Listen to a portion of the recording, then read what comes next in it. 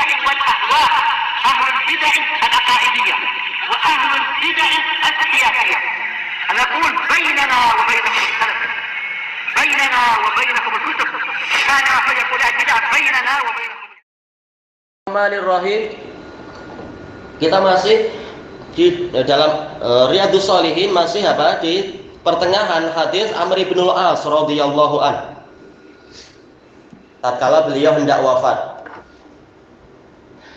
Kita mulai dari apa itu? Kita ulang sedikit yang ini. Falamma ja'alallahu al-islama fi qalbi, tatkala Allah menjadikan Islam ada di dalam hati saya, ini menunjukkan apa? Hidayah memang di tangan Allah Ta'ala. Fama yuridillahu ayyahdiyahu yashrah sadrahu lil Islam. Maka barang siapa Allah kehendaki untuk membimbing dia, memberikan hidayah pada dia, Allah akan melapangkan dadanya untuk Islam. Wa ma yuridi ayyudillahu yaj'al sadrahu dayyqan haraja ka'annama yas'adu fis sama. Barang siapa Allah kehendaki untuk menyesatkan dia, Allah akan jadikan hatinya itu sesak dan sempit, seakan-akan dia itu mendaki ke langit. Ya, siapa yang mampu? Semakin naik aja, memang apa? Tekanan oksigennya tentunya semakin menipis dan sebagainya. Orang mudah untuk mati kalau naik, kalau tidak menggunakan persiapan yang cukup.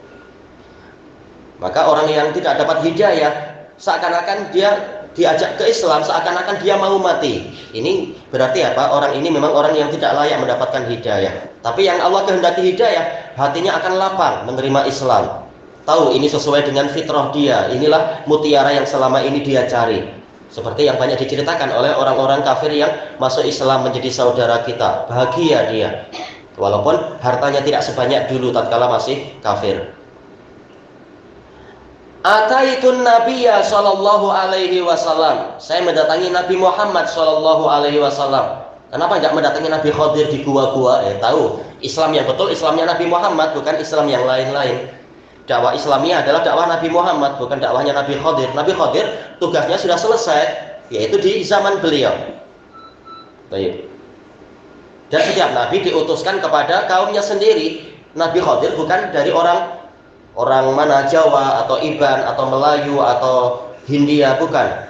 Sementara Nabi Muhammad memang beliau ditugaskan untuk seluruh umat manusia. Mestinya syariat Nabi Muhammad yang diikuti, bukan Nabi yang sudah tiada ataupun nabi-nabi yang lain.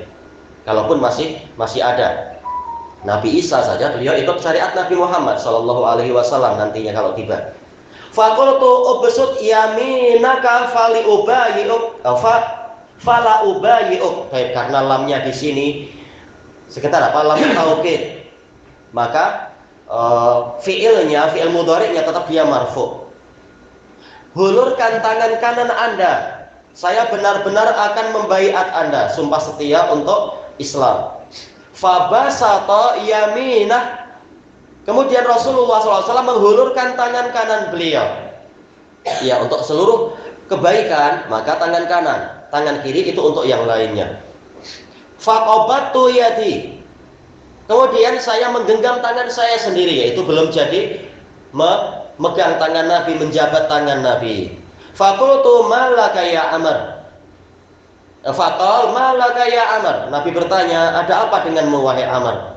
Tadi meminta demikian, tahu-tahu tak jadi, seakan-akan. Qultu aratu an ashtarit. Saya mengatakan saya ingin membuat syarat. Saya mau masuk Islam tetapi ada syarat. Qala tashtaritu bimadza? Engkau membuat syarat berupa apa? Nabi tidak mengatakan masuk Islam tanpa syarat, semuanya adalah hamba Allah. Ini kalah betul, tapi kita tahu orang mu'alaf ini tetap apa? Jangan kita sikapi dengan keras, kasar, kaku. Orang baru masuk Islam ini akan masuk Islam lagi. Mu'alaf, namanya mu'alaf, yaitu hatinya sedang dilunakkan. Makanya Nabi tidak mendatangkan ketentuan yang ma'ruf. Masuk Islam tanpa syarat. Siapa kita berani membuat syarat kepada Allah dan Rasulnya? Kita hamba Allah. Tetapi Nabi dengan kelembutan hati beliau ya sudah, saya ikuti. Apa syaratnya? Seakan-akan begitu kalau bahasa kita. Nabi tanya, apa syarat yang engkau inginkan? Qultu ayyughfarali, yaitu agar saya diampuni. Ini jelas, tidak seperti keyakinan orang-orang sufiyah yang diambil dari orang-orang Nasara, yaitu apa? Minta pengampunan itu kepada pendeta atau pemuka agama. Tapi jelas bukan antaghfirali, Anda mengampuni saya, bukan, tetapi agar saya diampuni. Menunjukkan pengampunan memang bukan di tangan Nabi. Nabi hanya memberikan syafaat, menyampaikan apa yang mungkin untuk disampaikan. Yang tidak mungkin ya tidak mungkin. Beliau sudah wafat, ya tak mungkin lagi kalau sudah wafat. Nah, ini isyarat bahwasanya pengampunan bukan di tangan Nabi, tetapi di tangan Allah Ta'ala yang mengutuskan Nabi. Wa may yaghfiru dzunuba illallah. Allah Ta'ala mengatakan demikian. Tidak ada yang mengampuni dosa kecuali Allah. Faghfir li maghfiratan min indik fa innahu la yaghfiru dzunuba illa ant. Di dalam doa apa itu sayyidul istighfar, maka ampunilah saya dengan pengampunan dari sisimu, karena tidak ada yang mampu mengampuni dosa kecuali engkau. Iya, hanya Allah yang mampu. Dijelaskan oleh Imam Ibnu Utsaimin rahimahullah dalam Syarah Riyadhus Shalihin, yaitu kenapa sampai Amr ibnul As membuat syarat ini, dan ini menunjukkan hati beliau memang baik. Bukan syaratnya saya diberi duit ini itu, atau saya diberi kekuasaan ini itu, atau apa, tidak. Tetapi agar dosa saya diampuni. Ini menunjukkan ada kebaikan yang besar di hati beliau. Hanya saja kenapa beliau memilih itu, kata Syekh Ibnu Utsaimin, karena Amr ibnul As mengingat selama ini beliau banyak memusuhi Nabi, membuat penentangan terhadap Nabi, baik itu di masa dakwah Nabi di Makkah sampai kemudian di Madinah, sampai terbentuknya apa itu perjanjian Hudaybiyah itu. Ya, Amr bin As masuk setelah itu, sebelum perang Khandaq, sebelum perang Khaybar. Qal ama alimta. Ini ama bukan apa? Ama istiftahiyah, tapi hamzah istifham dengan apa? Ma nafiyah. Apakah engkau tidak tahu? Tidak tahukah engkau? Annal Islama yahdimu ma kana qablah. Bahwasanya Islam meruntuhkan apa yang sebelumnya. Dijelaskan oleh Imam An-Nawawi dalam Syarah Sahih Muslim, maksudnya adalah meruntuhkan dosa-dosa dan menghapus dosa-dosa sebelumnya. Begitu orang masuk Islam, langsung dosanya itu diampuni. Qul lil ladzina kafaru yughfar lahum ma qad salaf. Katakan wahai Rasulullah kepada orang-orang kafir yang tahu kalau mereka itu mau berhenti, yughfar lahum ma qad salaf, berhenti dari kekufuran, maka diampuni untuk mereka dosa yang telah lampau. Ini jenis Islam, menghapus segala dosa. Wa annal hijrata tahdimu ma kana qablaha. Ini kata para pensyarah menunjukkan amalan-amalan itu juga menghapus dosa-dosa, masing-masing sesuai dengan kadar dan keutamaannya. Hijrah itu menghapus dosa-dosa yang sebelumnya. Wa annal hajja yahdimu ma kana qablah. Dan bahwasanya haji itu menghapus dosa yang sebelumnya. Jadi banyak sebab untuk terhapusnya dosa. Maka tak perlu Anda membuat syarat, begitu Anda membaiat untuk Islam, langsung dosa terhapus. Tapi boleh jadi masih ada sisa dosa, atau setelah masuk Islam ya saya tetap punya dosa-dosa, bawa dosa yang baru. Jangan khawatir, ada amalan-amalan dalam Islam berupa hijrah, berupa haji. Nah, ini sekedar contoh, bukan sebagai pembatasan. Disebutkan di dalam usul fikih apa itu? Al-laqab laisa lahu mafhum. Ini laqab, yaitu ada hijrah, ada haji. Tidak ada pemahaman bahwasanya selain itu berarti bukan. Makanya kalau ada seorang guru, misalkan seorang cikgu mengatakan engkau pandai, engkau juga pandai, murid yang lain jangan mengatakan oh hanya dua orang ini yang pandai. Tak, boleh jadi yang lain juga pandai, cuma guru punya niat khusus. Kenapa mengkhususkan orang ini dalam penyebutan? Bukan maksudnya berarti yang lain tidak pandai. Makanya Allah Ta'ala mengatakan Muhammadur Rasulullah walladzina ma'ahu asyidda'u 'alal kuffar. Muhammad adalah utusan Allah. Bukan berarti apa itu Ibrahim, Musa, Isa bukan utusan Allah, bukan demikian. Tapi ada tujuan khusus disebutkannya itu di makom tersebut. Demikian pula ini, Nabi menyebutkan Islam, hijrah, dan haji menghapus dosa. Bukan berarti yang lain-lain itu tidak menghapus dosa. Dan inilah inti hadis inti pembahasan yang diinginkan oleh Imam Nawawi. Dimasukkannya ini di dalam bab ini. Bab apa itu? memberikan kabar gembira. Nah, orang ini hendak masuk Islam diberi kabar gembira bahwasanya syarat yang dia minta itu justru sudah terpenuhi sebelum dia minta. Asalkan mau masuk Islam, langsung dosa-dosamu terhapus, bahkan ada penghapus yang lain-lain. Maka jangan Anda khawatir. Ini menimbulkan kegembiraan. Makanya tatkala diberi kabar gembira sebesar itu, Amr mengatakan apa? Wa ma kana ahadun ahabba ilayya min Rasulillah sallallahu alaihi wasallam. Tidak ada seorang pun yang lebih saya cintai daripada Rasulullah sallallahu alaihi wasallam. Padahal beliau sudah menyebutkan di kalimat-kalimat sebelumnya kan yang telah dibaca sebelum itu, tidak ada orang yang paling beliau benci. Tahu-tahu setelah mendapatkan kabar gembira ini, Nabi menjadi paling beliau cintai di antara umat manusia. Wala ajalla fi ainai minhu, dan tidak ada yang lebih agung di kedua mata saya daripada dia. Siapapun yang pernah saya lihat, Nabilah yang paling agung. Ini menunjukkan bahwasanya kecintaan tadi adalah kecintaan pengagungan, dan ini wajib.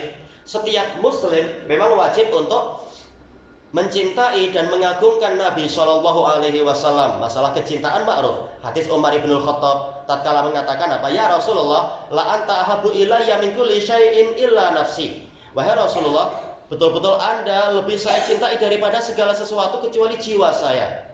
Rasulullah mengatakan, la ya Umar, hatta aku ahabba ilaika min nafsik.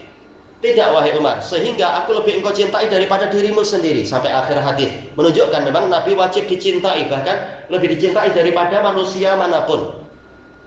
Masalah pengagungan dan penghormatan, litu'azziruhu wa tuwaqiruh. Litu'minu billahi wa rasulihi wa tu'azziruhu wa tuwaqiruh, yaitu kalian wajib untuk beriman kepada Allah dan Rasulnya. Kalian wajib untuk menolong beliau dan mengagungkan beliau. Jadi memang Nabi wajib untuk diagungkan. Kita wajib mengagungkan Nabi. Adapun syarah yang disebutkan oleh Al-Qadhi Al-Aini rahimahullah, ini secara umum syarahnya baik dalam Umdatul Qari, tetapi tatkala membahas ini ada sedikit kesalahan. Beliau mengatakan kecintaan Amr di sini bukan kecintaan pengagungan, tentunya keliru. Bahkan apa? Ini kecintaan pengagungan. Apa salahnya kita mengagungkan Nabi, mencintai karena pengagungan? Ada yang mengatakan tidak ada yang boleh diagungkan kecuali Allah. Ini keliru.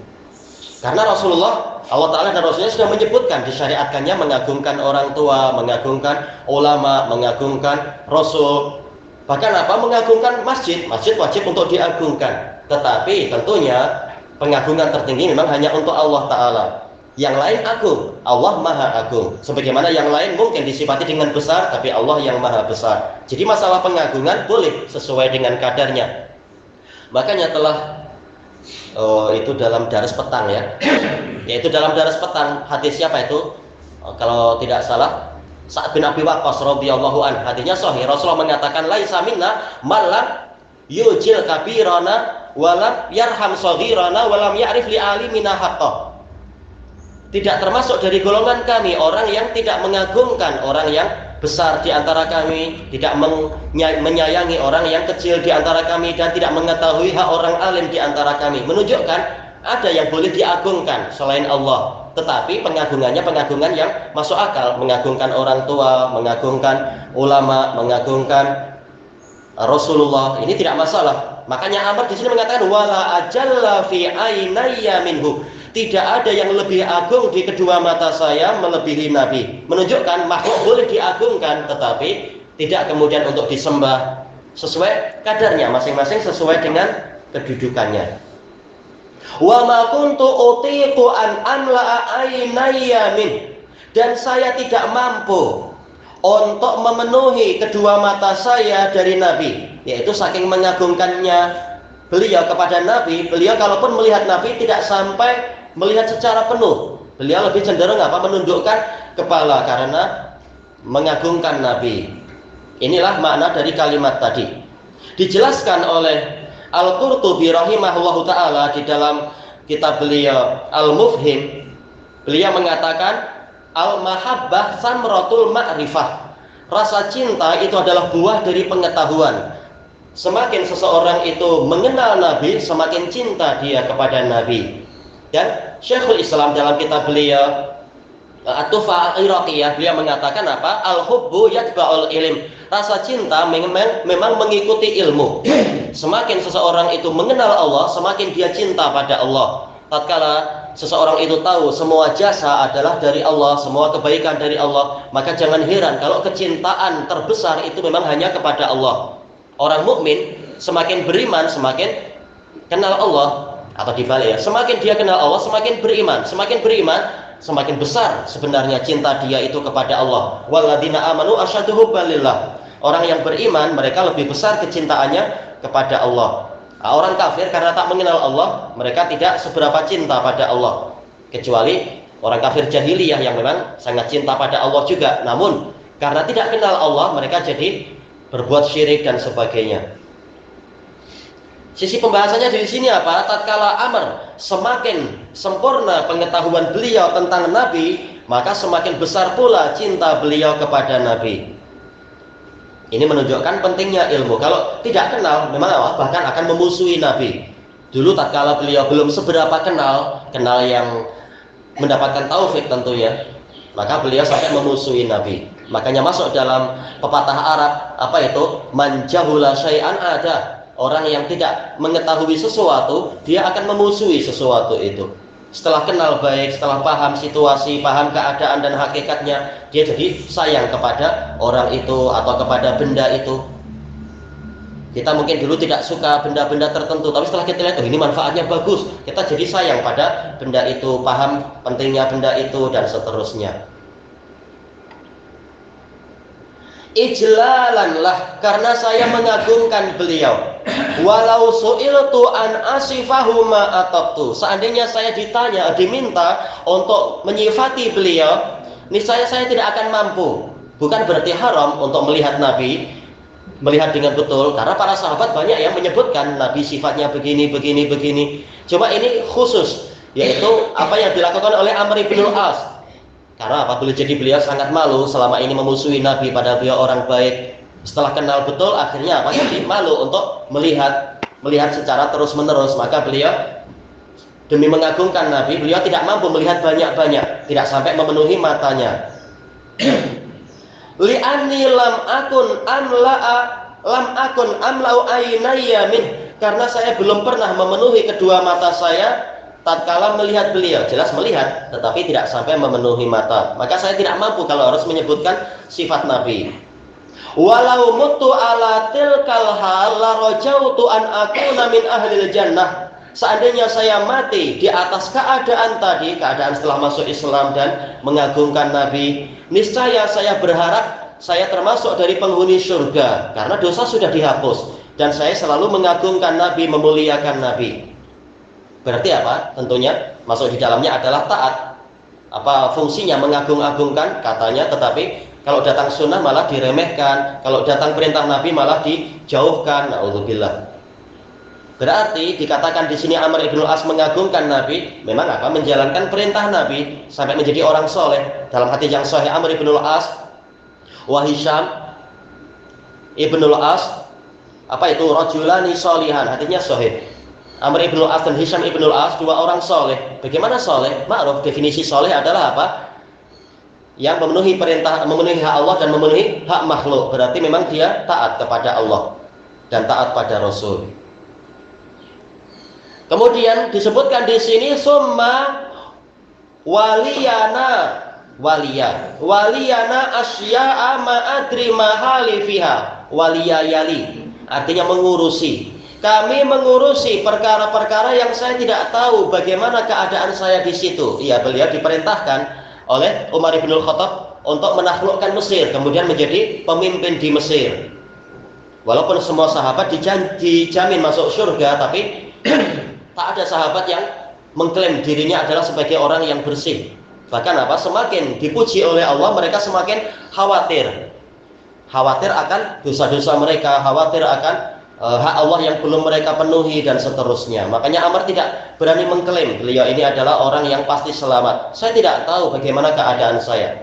Fa idza ana mut, maka apabila saya mati, fala fala tashabanni. Berarti ini ada apa ini? Ini ada nun taukid di situ ya.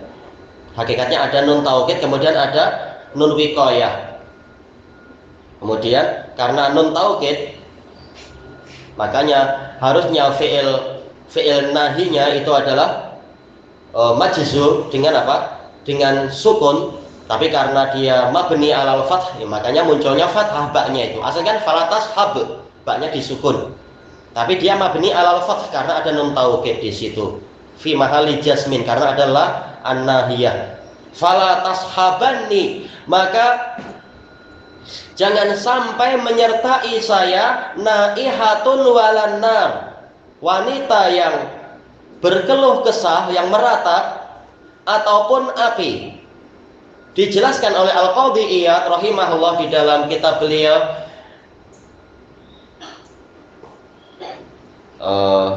apa kitabnya Qadhi Iyad yang terkait dengan syarah lafaz-lafaz itu? Apa? Terlupakan sejenak, Allahul musta'an. Masyariqul Anwar. Beliau punya 2 kitab tentang itu. Salah satunya ini Masyarik, tentang masalah mensyarah hadis ini. Ini menunjukkan bahwasanya ini adalah haram berdasarkan hadis ini dan hadis yang lain, masalah wanita yang meratap. Apakah ini hanya untuk wanita? Tak, ini bersifat umum. Hanya saja ini kharaja makhrajal ghalib. Hadis ini dan hadis yang seperti ini keluarnya seperti pola keumuman, yaitu biasanya yang tidak kuat terhadap musibah sehingga meratap adalah wanita, maka disebutkan, bukan sebagai pengkhususan hukum. Maka jangan sekali-kali ada wanita peratap yang menyertai saya. Walanar, demikian pula api. Kenapa demikian? Al-Qadhi Iyad menukilkan ucapan ulama terdahulu, boleh jadi ini mimbabit tafa'ul, yaitu tafa'ul itu artinya apa berarti ya? Optimisme, yaitu berharap baik, yaitu kalau saya keluar dari dunia tanpa diiringi oleh api, saya berharap berarti apa? Saya memang tidak akan masuk ke dalam api neraka. Maka saya tidak mau keluar dari dunia dalam keadaan akhir yang saya lihat adalah api. Saya tidak mau. Daripada apa? Nanti jadi timbul perasaan. Jangan-jangan. Karena apa? Hadis telah mengatakan man mata ala syai' bu'isa alaih. Hadisnya hasan, barang siapa mati di atas suatu sifat, dia akan dibangkitkan di atas sifat itu. Saya khawatir ada pola-pola seperti ini. Saya mati dalam keadaan melihat api, jangan-jangan nanti saya dibangkitkan dalam keadaan masuk neraka. Ini mimbabit tafa'ul. Kata beliau, boleh jadi kemungkinan yang lain, yaitu menyelisihi tradisi orang-orang jahiliyah. Boleh jadi di masa itu, masa jahiliyah, Amr ibn As melihat bahwasanya orang-orang jahiliyah, tokoh-tokoh tertentu kalau mati diiringi dengan api-api tertentu barangkali. Kalau sekarang kan sudah advance kan, diiringi dengan apa? Tembakan salvo. Nah, maka di sini Amr ibn As memutuskan tasabuh dengan orang-orang kafir. Saya tak mau meniru gaya-gaya orang kafir. Tak perlu ada api yang mengiringi saya. Hukumnya apa? Hukumnya makruh karena memang tidak ada dalil dari Nabi yang melarang. Tetapi ini makruh karena sahabat telah menaskan itu dan tidak ada sahabat yang lain yang menentang. Maka ini makruh kata Al-Qadhi Iyad. Demikian pula Imam Nawawi dalam Syarah Sahih Muslim. Mengiringi jenazah dengan api ini makruh. Adapun kalau israju al-kubur, yaitu kubur diterangi dengan pelita-pelita, memang ini adalah haram. Berdasarkan ijma' dan hadis-hadisnya ada sisi kelemahan tetapi dikuatkan dengan ijma'. Tapi ini pembahasannya bukan masalah menerangi kubur, tapi mengiringi jenazah yang hendak ke kubur dengan api. Tak ada dalil yang dari Nabi yang sahih tentang masalah ini. Maka ini hukumnya adalah makruh. Yang masalah ratapan ma'ruf dalilnya. Thayyib ilahuna wallahu a'lam.